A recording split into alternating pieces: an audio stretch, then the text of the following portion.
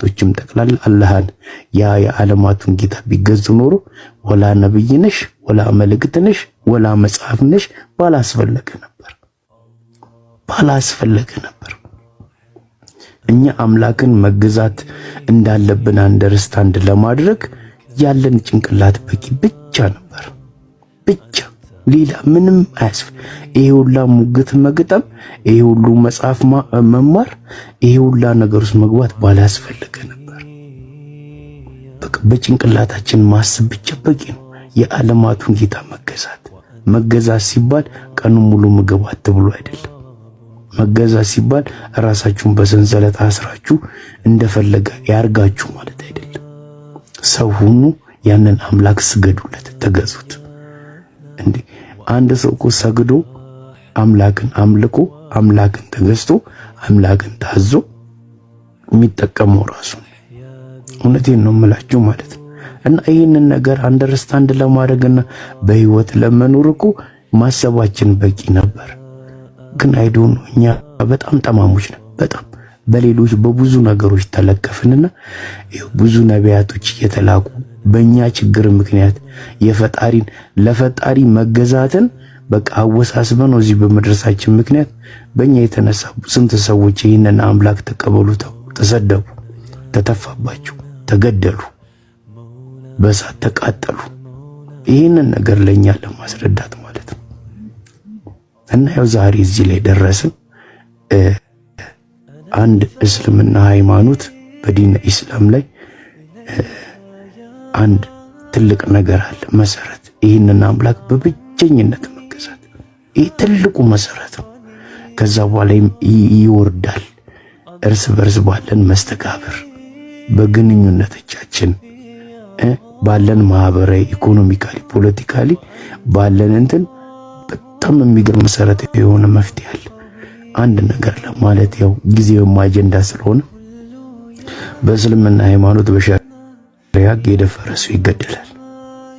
የደፈረ ሰው ይገደላል ብሎ ሲሆን የሚያስቀምጠው የምትደፈር ሴት ከመደፈሯ በፊት ምን ታድርግ፣ ምን አይነት ጥንቃቄ ትውሰድ፣ በኋላ ለሷ መፍትሄ ሳይሰጣት እንዲህ እሺ እኔ ምን ላድርግ ታዲያ እየደፈሩኝ ነው እንዳትደፈር ምን ታድርግ አለ የራሱ የሆነ ህግ።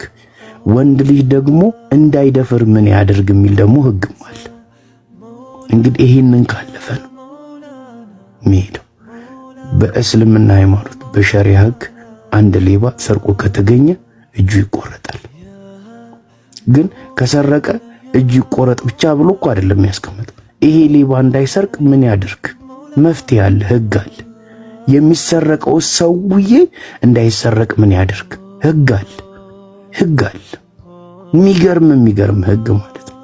እኔ እንደው በቅጡ አውቄው አይደለም እንዲሁ ምንድነው በቃ ጥራዙን ነው የማውቀው። ግን ወደ ውስጥ ስገቡ በጣም በጣም የሚገርም እንትን አለ።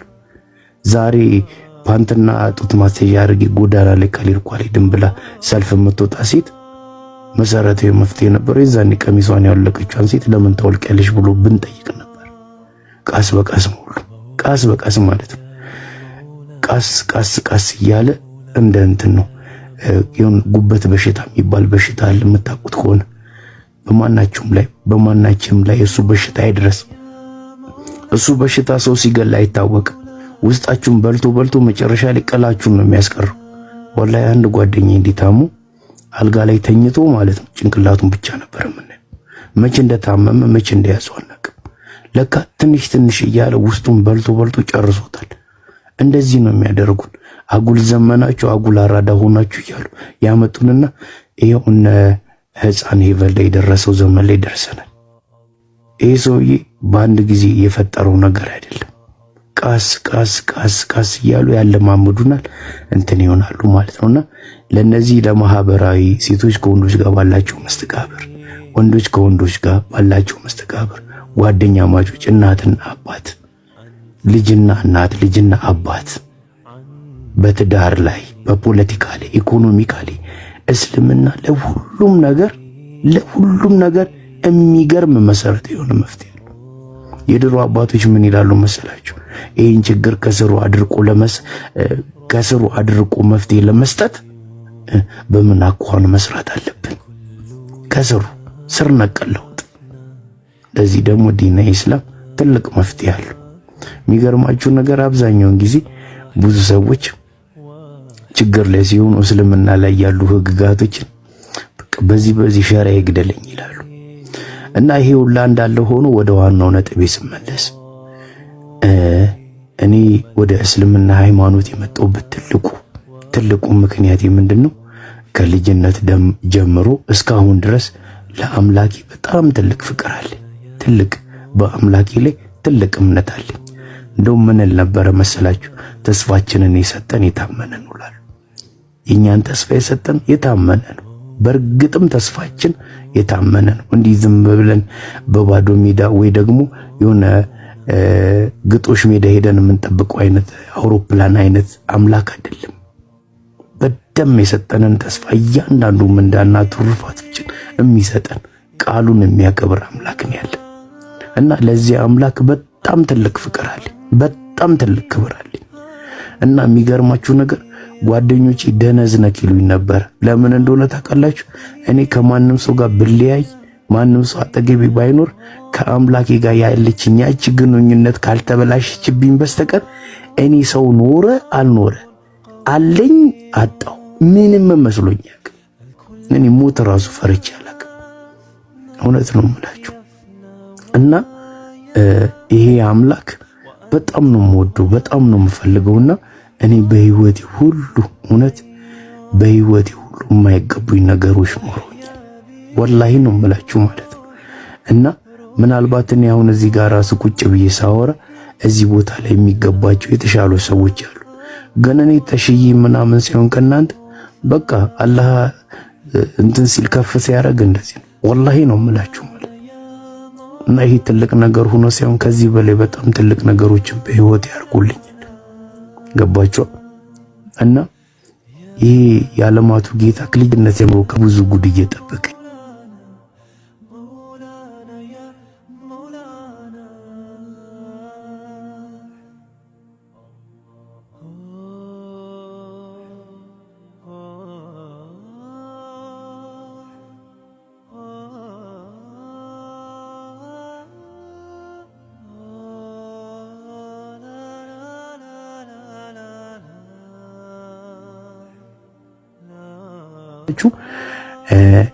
ሰርግ እኮ ስንሄድ ሱፍ ለብሰን ተቀባብተን ፀጉራችንን ተቆራርጠን ምናምን ነገር ነው የምንሄደው። ለሰዎች እንደዚህ የምናጎበድድ ከሆነ ለአምላካችን ምን አይነት ስርዓት ነው የሚያስፈልገን? የሚገባውን ስርዓት እስልምና ላይ ያገኘሁት ማለት ነው። እና በቃ ደስ ይላል በጣም። እና ትልቁ ያገኘሁት ነገር ምንድነው? የልጅነት አምላኬን አላጣሁትም። እውነተኛ ያ ራሱን ጥርት ባለ ሁኔታ ማለት ነው። እንዴት እንደማለት ነው? አሁን አንዳንድ ጊዜ ውጭ ሀገር ሰዎች ሲኖሩ ነው አሉና እኔ ብዙም አላቅም። እኔ አክቹሊ አንዳንዴ አይቻቃል ኦንላይን ላይ ኦርደር ታረጉና የሆነ ነገር በቃ ለጣጥፎበት ፎርጁዱ ምናምን ታገኙታላችሁ። ወደ ሌላ ሃይማኖት ስትሄዱ ይህንን አምላክ ያሻርኩበታል። ይህንን አምላክ በተንጋደደ አይነት ሁኔታ ይስሉታልና እስልምና ላይ ግን ወላሂ ነው የምላችሁ ማለት ነው። ስለ አላህ እያወቃችሁ በመጣችሁ ቁጥር አላህን እየወደዳችሁትና እየፈራችሁት እየተገዛችሁት ነው የምትሄዱት።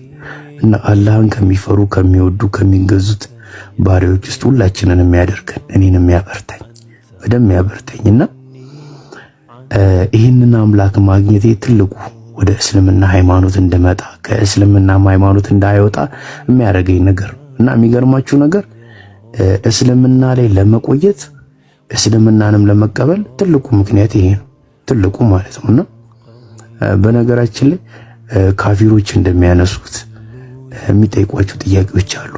እና እንግዲህ አይሆንም እንደዛ ግን እስቲኛ ባንመልሰው መልስ ባይኖረው ያው በቃ እንደሚባሉት እየቀጠፉ ነው ውሸታቸውን እንኳን ነው ቢባል ይህንን እውነት ወዴት እናረጋለን? ይሄ አምላክ በብቸኝነት የሚመለክበት ስለ ነብያችን የሚቀጥፉ እየቀጠፉ የሚወዱት ነገር እውነት ቢሆን እንኳን ይሄ ሚጢጥየዋን እውነት ከትልቁ እውነት ጋር እንዴት ነው ሊያቆሸሽብን የሚችለው? ይህንን እውነት ወዴት ይደብቁታል? ወዴት ይወስዱታል? ያ የዓለማቱን ጌታ በቀን 5 ጊዜ እየሰገድን ለሱ እያጎበደድን እሱን እየተገዛን እሱን እያመለክን እሱን ብቻ እርዳታውን እየጠየቅን ማንንም ሰው ሳናስገባኩ ወላ ነብይ የለ ወላ መልአክ የለ ራሱን አላህ ብለን እየጠየቅን እርዳን፣ አግዘን፣ ቀጥተኛውን መንገድ ምራን እያለ በመንገዱ ላይ አጽናን እያለ ዓለም ላይ ያለ ሙስሊም ጠቅላላ አላህን ብቻ ነው የሚያወራው፣ አላህን ብቻ ነው የሚጠይቀው። ምንም መካከለኛ የለው።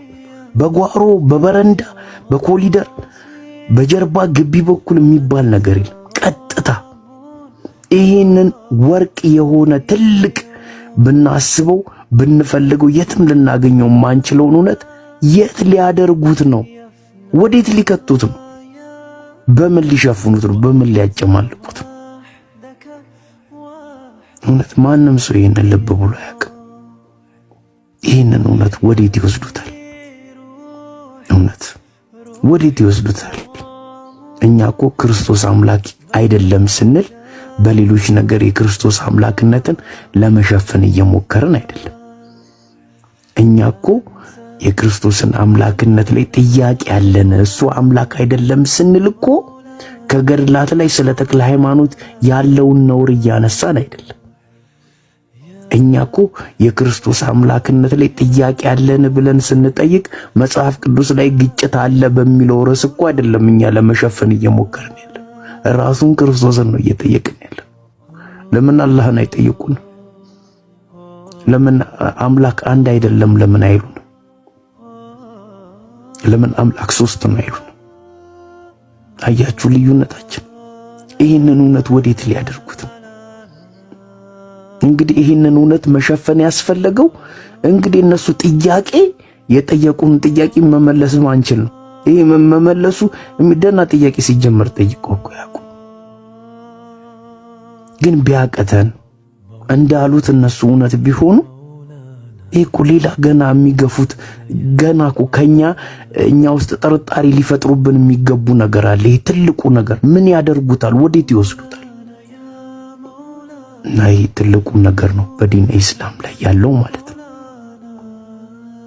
ይሄኛው እስልምና ሃይማኖት ላይ እንድንቆይ እስከ ሞት ድረስ እንድንጸናበት የሚያስፈልገው ትልቁ ሐሳብ፣ ትልቁ ጽንሰ ሐሳብ ሰማይ ምድር የተፈጠረበት ዓላማ፣ ሰማይ ምድር የቆመችበት ምሰሶ፣ የሰማይ ምድር የኛ የመፈጠር ሐቅ፣ የመሞት የመወለድ ከሞት የመቀስቀስ ሐቅ፣ ያ የዓለማቱን ጌታ በብቸኝነት መገዛት።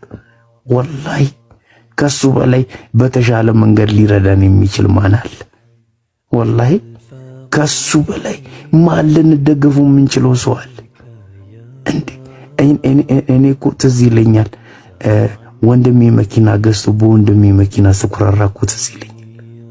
እንዴ አላህ መኪና ኖሮት ነው እንዴ የምንኩራራበት? አላህ ትልቅ ግቢ ኖሮት ነው እንዴ የምንኩራራበት? አላህ ፕሬዝዳንት ሆኖ ነው እንዴ የምንኩራራበት? አላህ ጄነራል ሆኖ ነው እንዴ የምንኩራራበት? አላህ እኮ ከሁሉም በላይ ከሁሉም ልናስበው ከማንችለው በላይ እሱን የፈጠረኝ እሱን እገዛለሁ። ከዚህ በላይ ትልቅ ነገር ምን አለ? እኛ እንዲሁ ሰው ሆነንና እኮ እቺ 45 ዓመት 50 60 70 ዓመት ተለቀችብንና በትርኪ ሚርኪ ነገር ያዝናት እንጂ ከአላህ በላይ ልንደገፈው ልንመካው ከሱ በላይ ልንኖርለት የሚገባ ነገር ምን አለ? ትዳር፣ ልጅ፣ መኪና፣ ስራ፣ ብር፣ ቲክቶክ፣ ገለመሌ ምን? ይህንን ሐቅ ወዴት ይወስዱታል እንዴ? አንድ ሙስሊም ሲከፈር አንድ ክርስቲያን ሙስሊም የማይሆነው ስለዚህ ሐቅን አውቆ ነው? እቺ እኮ ናት ሐቃችን። እቺ እኮ ናት ላይፍ ተዘብዝፋ እንድንኖር መታረግን የአምላካችን ሐቅ፣ እሱም ብቻ የመገዛት ሐቅ፣ እሱም ብቻ የማገልገል ሐቅ፣ በሱ የመመካት ሐቅ። እቺ ሐቅ ናት። አላህ ሐቃችንን ይጠብቅልን ከአላህ ጋር ያለን። ስለዚህ